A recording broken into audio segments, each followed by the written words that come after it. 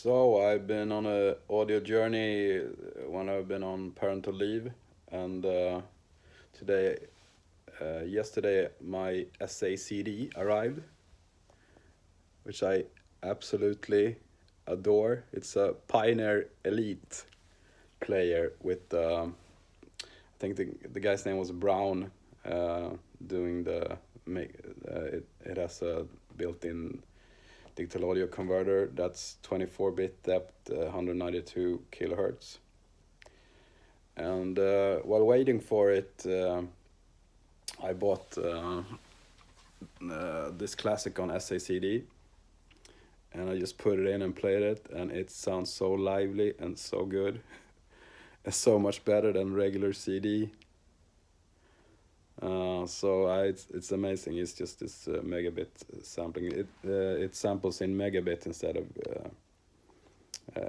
megahertz instead of kilohertz. I was supposed to say. So, but then it's just one bit depth. So you got to divide it by 24 when you're comparing it to Blu-ray audio and DVD audio, which is also as good as this format. So you don't have to go out and buy a used SACD if you're afraid it's not going to work or something else is bothering you about it, like the price. But if you buy a great SACD player with good components, of course it's going to sound good with SACD. And if you have a bad CD player or a bad Blu-ray player, I can't really verify this yet, but I suppose that it would sound less good than played on a good player. So, but I think I discovered it while ordering it from a person online, claiming that if that now is fact, but he claimed that SACD, when made into 24-bit and kilohertz sample instead, which it cannot be, but comparing it to that, it would be 20-bit, 192 kilohertz, he claimed, and or if it was 22, and of course Blu-ray and DVD audio is 24-bit, so you can't really hear a difference between those two. So, and some say you can't hear. It's hard to hear a difference between 96 kilohertz and 192 as well, but you can in some nuances. But you can definitely hear a difference between 16-bit 44.1 CDs and lesser high-res MP3s and SACD and Blu-ray audio. So SACD, Blu-ray audio, DVD audio, and vinyl is good. And now I've also read up about DSD quality, and you need to pay for a special player to play it on your Mac, but it's probably going to be free at some point, I think.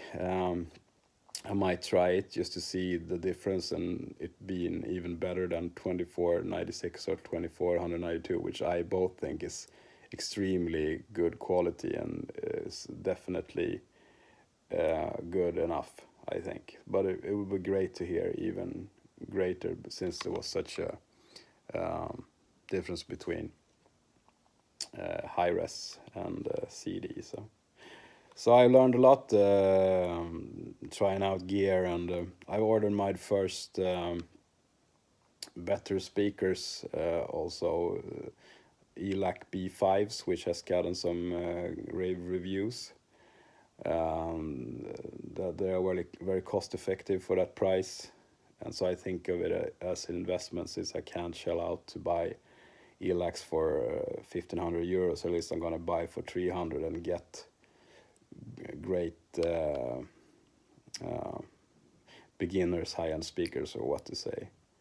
I now have mostly listened on headphones for a couple of years, and when I grew up, my dad used to have great Krell amplifiers and Mirage speakers, so I know high-end as well. I just haven't been able to, or I haven't prioritized getting it for myself until now, so it's a really exciting thing. And I also bought my first, to me, better than any vinyl player I've ever owned, and it's a Project Debut Carbon Of course, it's just the first step on the ladder, on the high-end vinyl player ladder. But I gotta say, I put Orthophone bronze on it.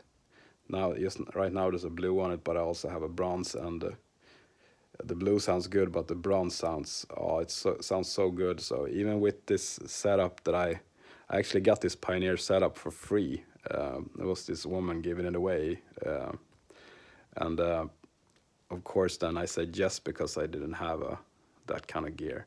So the speakers, actually I'm growing to like them with the Sacd. I don't mind them too much, but when I first put them on, like home cinema speakers, and listened to stereo, and I just thought when I got them at ear's height, which you should have, I thought they sounded better when they were not at ear's height, which is not a very good grading for speakers.